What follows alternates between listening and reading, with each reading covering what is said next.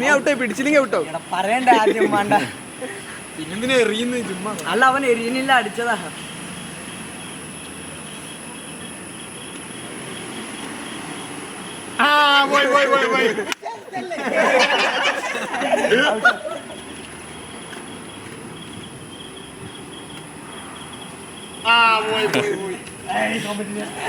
അങ്ങനെ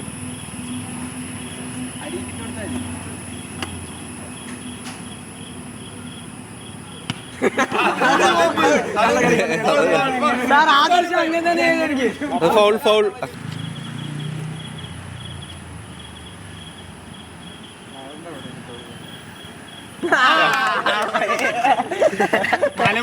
അർജുൻ ക്യാപ്റ്റ ക്യാപ്റ്റ